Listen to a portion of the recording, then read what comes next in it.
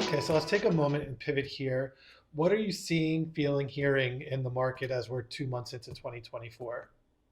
So yeah, I mean, it's been a crazy start of the year. There's really like five things that we're really seeing. We just went over this yesterday internally, kind of bringing everybody on the team up to speed on what we're seeing in the market. And the number one thing we're seeing, which is crazy, inventory is continuing to somehow decrease, right? Like inventory's been so low for the last year or two, and we used to hang out at like 250 homes on the market at a time. We went down to 150, 100. We lived a lot of last year around 100, 80 to 100.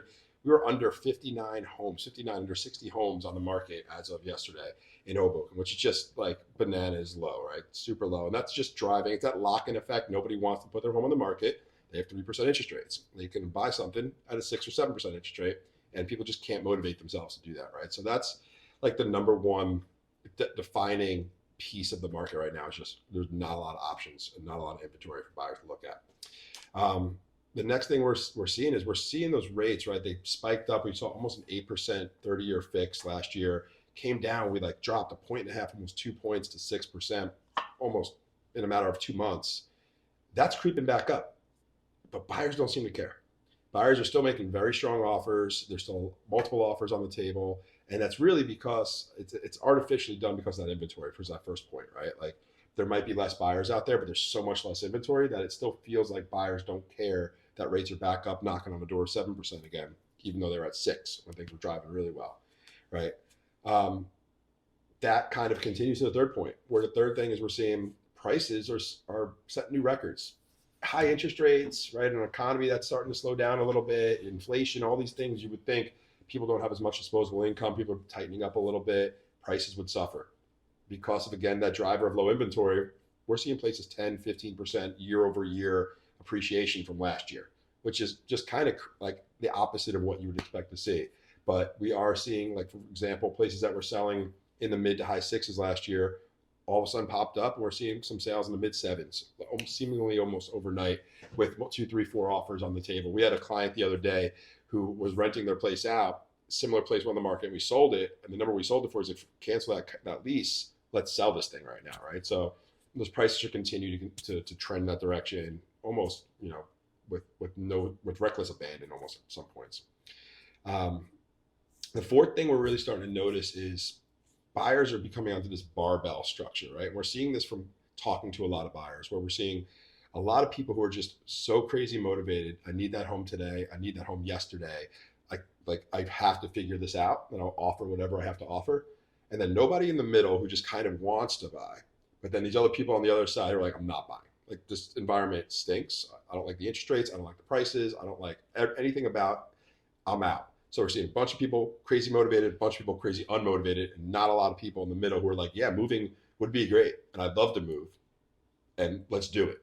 No, it's either like I'm out or I'm in, like one or the other. And then I think like the fifth thing we really need to look at is, what does this mean for you as a buyer or a seller, right? Like, what if you're a buyer right now? What does all these other 4 points kind of add up to? And I think there's three different things you need to consider as a buyer. If you want what you want, you have to be willing to pay future pricing almost. You have to be willing to pay what appreciation might take it to in 2 or 3 months, maybe 6 months, to get that home today. Because there's going to be two or three other people at the table, that left side of the barbell, that are so motivated that you're going to have to compete with. And you're going to have to be okay with that. Otherwise, you're going to have to move to a different type of product, a different type of building, a different type of market, a different type of price point, something that might need some work. You're going to have to take yourself out of the premium market into a place where people are just less competitive, or you have more purchasing power because your price is below your top end of your price range. Or the third option as a buyer is you have to just get comfortable with not making a move this cycle. Like, a lot of people move every 3 to 6 years. They move from a one bed to a two bed, or a two bed to a townhome, or a townhome to the suburbs. And they might rent in between. They might stay in a smaller place a little bit longer. And that's the decision you're just, if you don't like paying future pricing, and if you don't like having to kind of move your target property, you got to just say, you know what, I'm not going to move from that 2 to 3 bed in Hoboken for 5 years and go to the suburbs. I'm just going to rent the two, or keep the two, and then go to the suburbs and skip that middle move, right? And you just have to be comfortable, if you don't like the environment we're in, with doing that, right? From the seller side, I think you have to make a decision like, when are you ready to roll the dice and figure out, can you get the types of offers you need to get the situation on the sale you want to give you flexibility to go aggressively into the next purchase market, right? Like you have more power as a seller that will be a buyer, because at least you have this asset that you're selling in a high market and you're buying in a high market potentially. And that's going to give you a little bit more freedom to have a little bit more opportunity and power to do that. The problem is for sellers is timing. Like if I put my place in the market, I got to get out in 3 months. Where am I going to go? It's difficult, right? So you need to have a plan.